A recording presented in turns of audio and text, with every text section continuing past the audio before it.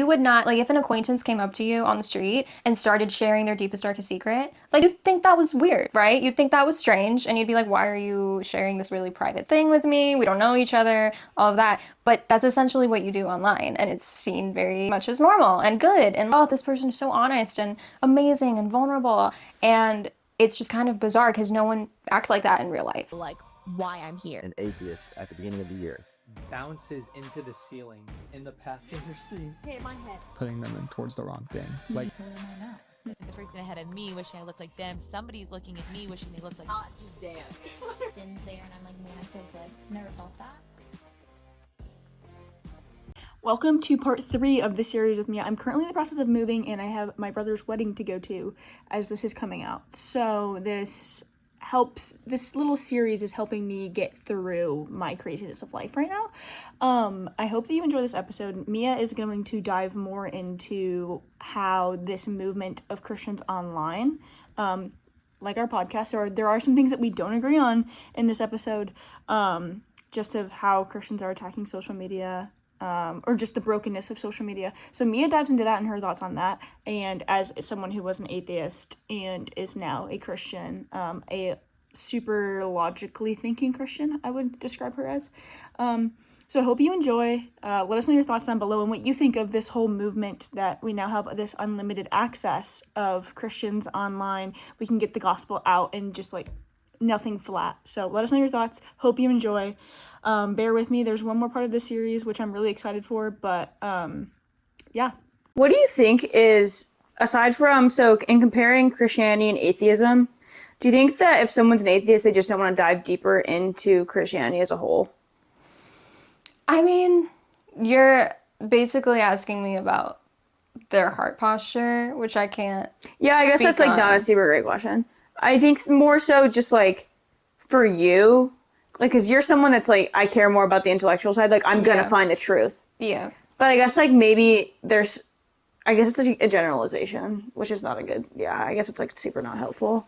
But I just think of it as, like, if there is so much evidence and, like, archaeological evidence and, geology proves it, and there's so much historical evidence, and there's more manuscripts, like, for Jesus, the proof of Jesus and like his resurrection, than there is to prove like Plato was like alive. No, if someone ever says there's no evidence that Jesus existed or like he's a fictional character, they're lying.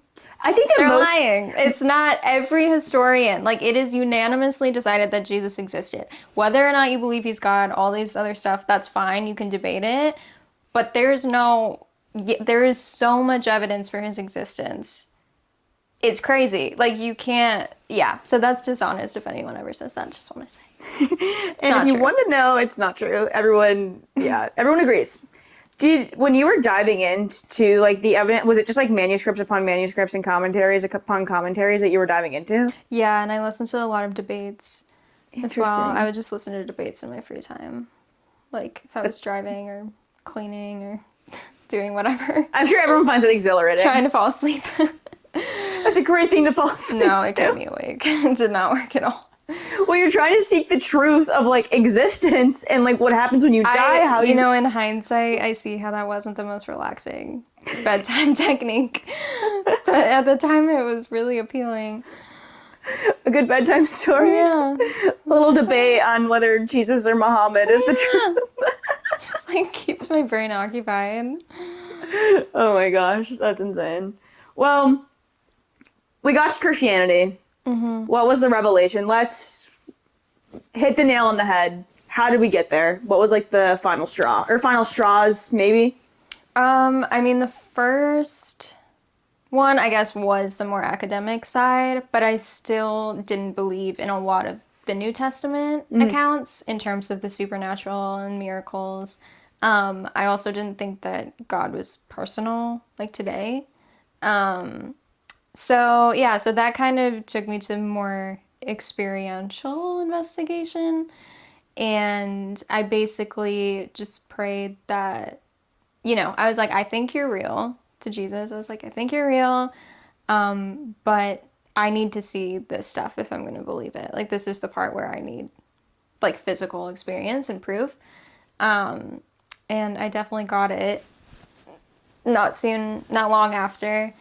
Probably more than I needed, to be honest. It was a little dramatic, a little much, but yeah, but that's, so then after like a few weeks of that consistently, I finally was like, okay, yeah, sure, I'll accept, I'll accept all of it fully. But I was reluctant. I was very slow to be all in. Because that's like, sounds like over a 2-year burn of Yeah. trying to find it. Yeah, and it was during high school. So, yeah, but I mean, honestly, I'm glad that I got it out of the way early because I feel like everyone's bound, like, you're gonna have these questions at some point.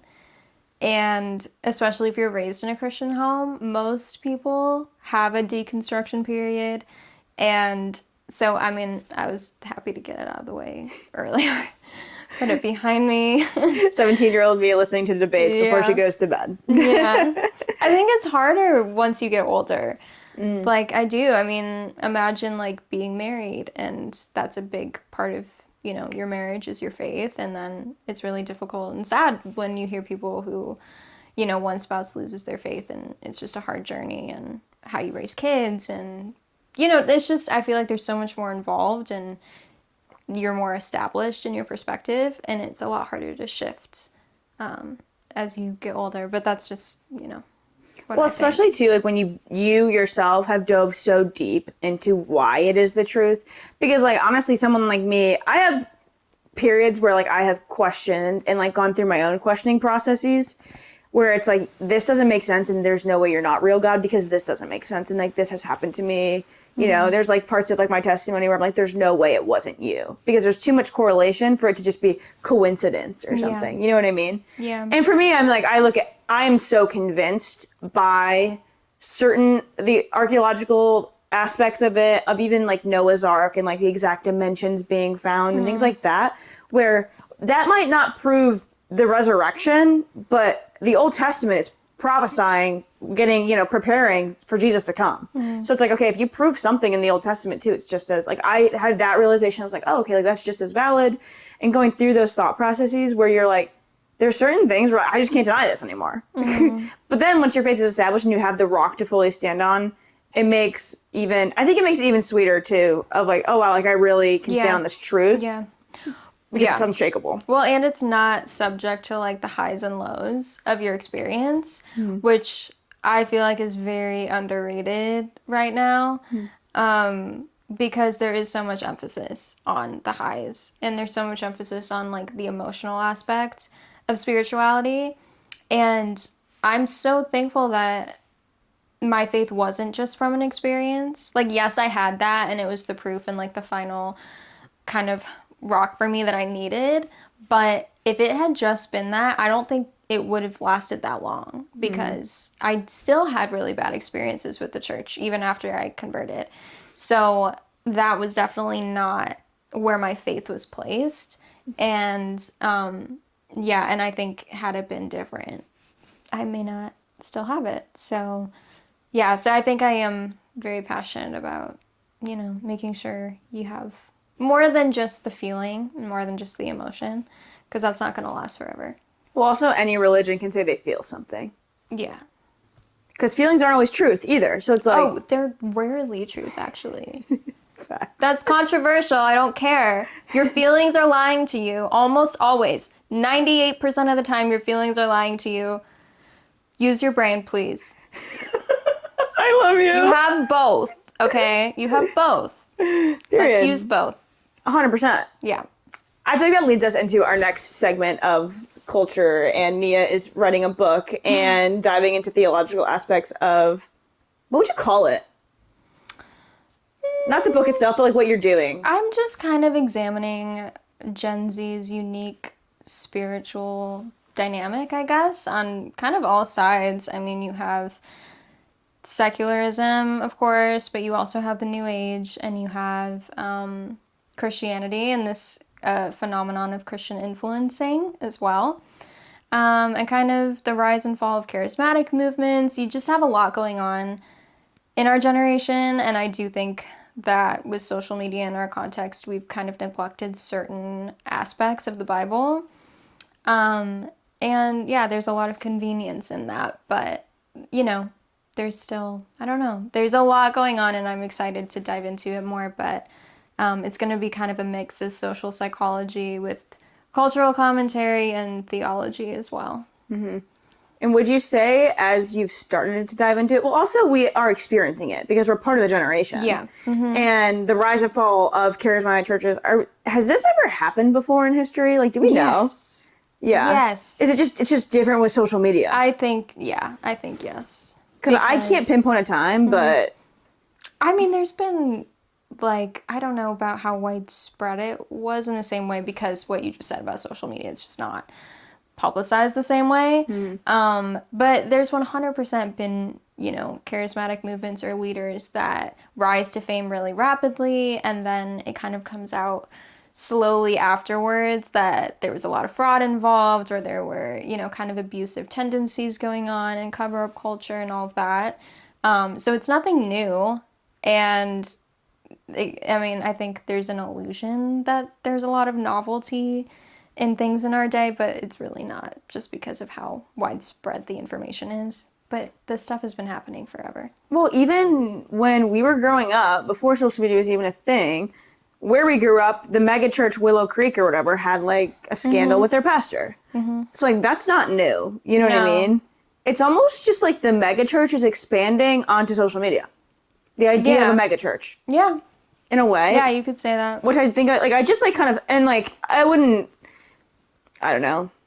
I don't want like that to be taken the wrong way, but also in the same sense of anyone can hear a word from around the world. So it's like, you have to be so careful about what you say. Yeah. In the sense of standing on truth and not watering down the gospel. Those are the two things that I'm really passionate about, because like, we can't just water down the gospel just because we're posting online. Yeah. Like, you can't And do that. I get the like desire to make things accessible, quote unquote, for people, and I feel like that's used as a cop out a lot of times to water things down. It's like, well, I just want this to be for the general audience. That's great, but that doesn't mean changing the message. That just means changing your delivery of the same message. So there's just a lot of responsibility that's needed for people who have such a big platform. And unfortunately, social media does not reward patience or tact. Like, it's very much, you know, currency is in the form of being vulnerable and being impulsive and just making sure you upload something consistently so the algorithm doesn't lose interest in you. So all of those things kind of result, it's really hard to avoid saying something or agreeing with something or whatever, putting out a message that is not well thought out and turns out to be really misleading. Totally. Which is like kind of funny because we're doing a podcast right now on that. I don't have social media. I So you're the hypocrite, not me. I'm the hypocrite, actually. I'm kidding. It's fine. I do think obviously it can be done well. I just think it's really difficult to do it well. I 100% agree. Yeah. And I think that it's hard to wrap your head around when all these people, young minds too, because I am young, rise to, you know, it's like the rise really fast to like a big following. And I think a big part of it too is on the other end of it, because it does fall, a lot of responsibility and wisdom falls in these young people's laps then. That is 100% true. And they also have to know what they're taking on, kind of thing. And like pray through it constantly, because if you're not giving it to the Lord, then you've taken it away from him, which you can't like actually take it away, but in your head, you've taken it away from it being about him. You know what I mean? But on top of that, people online cannot think that like your favorite Christian influencer is now your discipler. Like, you still need, like, when I hang out with Mia and we're not on camera, I'm still talking to Mia about faith and religion and like the things that I wrestle with in life. Like, Mia walks through life with me, you know what I mean? Or like my young life leader walks through life with me. Or me as a leader, I walk through life with like those girls. These people aren't meant to walk through your life with you as like a disciple in that way. Yeah. You know what I mean? Well, that's the illusion of, you know, relationship online. It's not, there's a level of intimacy that is granted or perceived online that would never be perceived in like in-person conversation. Like, you would not, like, if an acquaintance came up to you on the street and started sharing their deepest, darkest secret, like, you'd think that was weird, right? You'd think that was strange, and you'd be like, why are you sharing this really private thing with me? We don't know each other, all of that. But that's essentially what you do online, and it's seen very much as normal and good, and like, oh, this person is so honest and amazing and vulnerable. And it's just kind of bizarre because no one acts like that in real life. That's not a real relationship. There are levels to relationship that just are not even available virtually. So yeah, there's just a lot of redefining of things that we've had for a very long time. And yeah, and they're really confusing for a generation that's being brought up in that. Do you think, like, so when you say, like, yeah, like, you wouldn't, like, an acquaintance, like, if they walk up to me and start, like, telling me, you know, yeah, their deepest, darkest secret. So are you saying, like, that applies to favorite Christian influencer, random, like, fan walks up to them, is, like, dumping their life story on them? No, I'm talking about the person with a platform or how they gain a platform by doing that, by sharing these really private things and personal stories and, yeah, and feelings and struggles and all of that.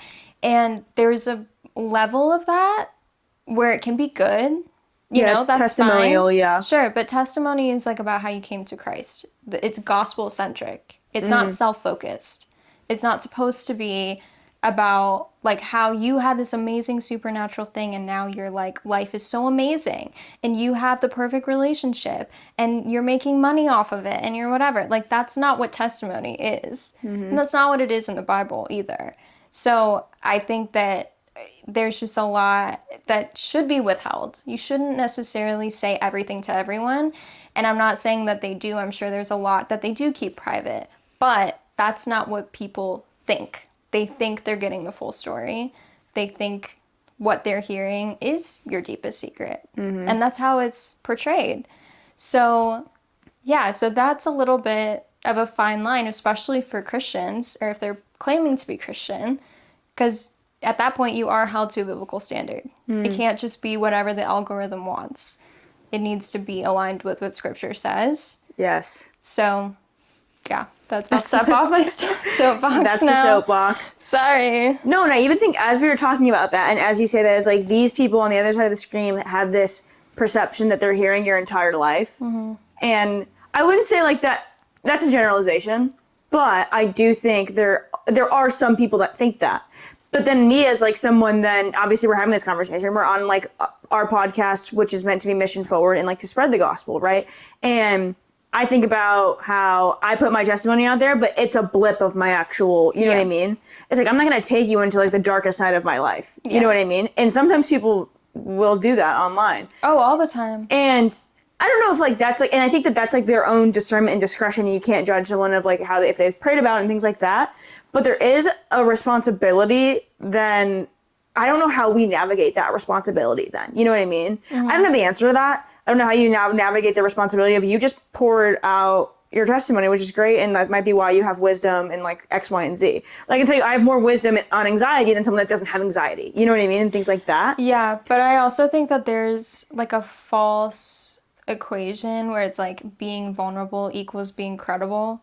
And that's a very dangerous thing for culture to praise and perceive. Because just because you've like struggled with something doesn't mean that you are wise now. It doesn't mean that. Yeah. And it doesn't mean that outside of that you have spiritual authority. It's just it's not the same. And it's kind of the lines between all of those things have been so blurred. It gets so blurred too. It gets so blurred, and I just think it's a really slippery slope. Yeah, 100%. Well, it's kind of like anything with like I think that you have to realize too with social media, it's a different type. Like we were talking about this in the car, like when we were going to dinner, with how they used to write. That's how like that was their form of social media, if you will. They would write down everything that's happening and like post it in their version, whatever. You know, you write books. And us now, it's like we almost have like the instant gratification of being able to post it right away. If like something happening, it's like any current event, it happens, it's online right away. Yeah. And I think that with that, people don't realize the number one, just there's a lot of, is the word discredibility? No, I don't know. Not credible sources. There's a lot of not credible sources out there. It never ceases to amaze me how we never learn from anything. Yeah. I'm talking into the mic now. Okay. No one learns from anything. Like, it is like watching a train wreck most of the time. And I'm like, and there's people who are like, hey, the train is going to crash. You better hop off it. And they're like, what? I don't think so. This is my choice. Leave me alone. I have autonomy. And I'm like, yes, you do, but you're going to die. And then when they crash the train, they're like, oh my gosh, I can't believe we crashed. And that's... And I am at a loss for words. Explain the reel that we just saw to the camera. Please. Which one? Explain the context of this conversation. Okay, we just watched a reel on how World War II was staged. Mm-hmm. Come on. People, come on. Come on. I just, like, can't even, I can't. Oh, and then that came right after. This is why I'm so worked up now, right now. This comes after the reel we saw about some Christian theory that's been debunked about tuning into frequencies and how frequencies are like a language of God and physics and all this stuff. And it's literally been debunked so many times. It's not real science. This is why you shouldn't believe anything you see on the internet. Don't believe it. Fact check it immediately. Several times. Lots and lots of times. Especially before you make your own video and spread that information any further. Facts. Stop being impulsive. No, that's so real. I'm just like... You can't be impulsive and responsible at the same time. You can't do it. Impossible. So if you're posting like a Christian message and you got a revelation from God when you had your coffee this morning and you're posting that like 5 minutes later, that's impulsive. You don't know if that's from God. You don't know what you mean. You don't even know what you're saying. That's not responsible. I love how you don't have social media and it's the best thing ever. I can't. Every time I get angry. We were on social media for all of 2 minutes. Like, I was like, let me show you this like guy really fast that I saw that had this like really crazy frequency theory. Whatever. I've heard of this theory before, okay? And it's trash. It's trash. It's not real science. The reason why people think it's science is because the author quoted someone saying this theory as a scientist, and it turns out he's not a scientist. He's a salesman that sells, like, equipment for physicists. He is not an actual scientist, okay? By, like, any stretch of the imagination. He's a med sales guy. Okay. He's just a med sales guy. Stop posting everything you hear. Stop posting everything that's in your head. I think there's something to be said too. Yeah. Because there's something to be said where if you're posting every single thing that comes to your head for algorithm purpose, for staying on like I need to post yada yada yada yada yada, where it's, I don't know, I'm just like, there's some things that should be kept between you and God. Absolutely. In your experience. Absolutely. Granted, if it's like, hey, this is like a testimonial, like, I don't know, you can frame it. Granted, I am someone who believes in the power of social media. Mia and I differ on this a little bit. But we also do align in certain aspects. I believe that it's powerful. She's like, I don't disagree on that. She's like, in what way is it powerful? Yeah. Where it's like, you're not always, like, you're going to find some crazy thoughts on there. That's for sure. Like, we were talking about the Taylor Swift in the 1920s. Same energy as World War II conspiracies. So if we're not conspiracy theorists, to what extent should we be conspiracy theorists, do you think? Can you elaborate on your question? What do you mean? So, because we were talking about this earlier with, I don't want to bring that back up, but we were talking about this earlier of you should question things. Yeah.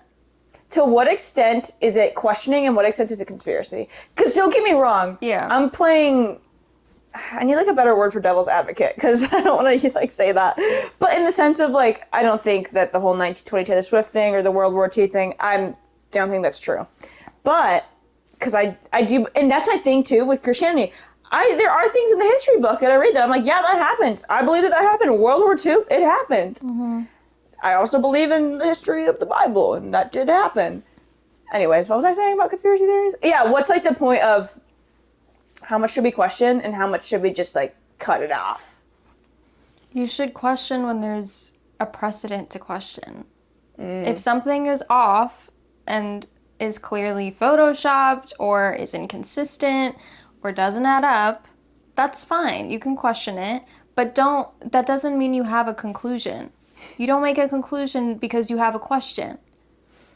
We don't do that in any other area of life. Why would we do that online for conspiracy theories. Dang, my hypothesis in like chemistry class would be so cool then. If every question that you posed was correct. Yeah, like, okay. Like, some people are like, why is his shirt a different color in this picture? I don't know who he is. I'm just saying, like, they'll pick something apart like that. Okay, valid question, I guess. But what are you implying with that? You can't say therefore it's a different person or therefore he time traveled. You know what I'm saying? Mm-hmm. That's a leap. It's kind of like with, I guess, maybe the Taylor Swift and the leader of the, satanic whatever church. You know what I'm talking about? Scientology? No, satanic church. She looks like, Taylor Swift looks like this lady. You know what I'm talking about? I think I remember this, yeah. And that was a whole theory, but she's dead and like lived. Or like Kanye. Yeah, people look like each other sometimes. DNA is different, but it does happen. I probably have a doppelganger. Do you know how many people there are in the world? Or The odds that no one looks similar across generations is like 0. Or it's just Taylor Swift just existed in the 1920s. Yeah, you decide which one sounds more logical. Which If you one's more need to logical? take a second to do that. I'm thinking about it. No, I'm just kidding. I'm just kidding. There's some parts of it where I'm like, it's so and before my camera decided to overheat, we were talking, or after, sorry, during my camera's overheating, we were talking about how I completely just lost my train of thought. Try again. What were we talking about? Restart. I'm trying to remember. Conspiracy theories. Before that? Yeah, what were we talking about? I feel like I've been ranting for like 20 minutes. Oh! Sometimes we worry about these freaking conspiracy theories, especially Christians, instead of freaking spreading the gospel. You care more about whether Taylor Swift existed in the 1920s than you do about sharing Jesus with your neighbor. Like, or proving that correct than proving the correctness of the gospel. Well, conspiracy theories are more interesting to most people. Which is just so unfortunate. If you want views and you want clicks, then go for it. But I do love a good conspiracy, I'm not gonna lie. I do think the moon landing was fake. Abby, I'm disappointed. I ask everyone at the end of every podcast, I'm like, what's like your biggest like hill you're willing to die on? What's a hot take? And mine's, Okay, I do have a conspiracy. Well, wait till the end. We still have things to talk about. I do have one, though. I have no grounds for it. Like, it's not reasonable. Yeah. But I will die on the hill. And it's, like, super idiotic. Like, everyone's gonna think I'm stupid. I don't care. Do you think the moon landing is an idiotic thing to think that's fake? I mean, I don't think it was fake. Okay, can I give you my reasoning? It looks like it Are was... we gonna talk about this instead of the gospel?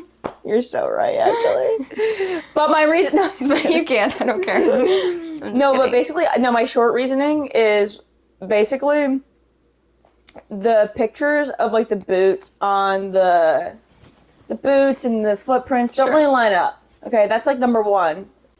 And then, dude's, like, on his deathbed. I forget what his name is. And someone asked him about it. Is it Neil Armstrong? Is that the guy that... Very good. And he was like, it never happened. Who said that? I don't know.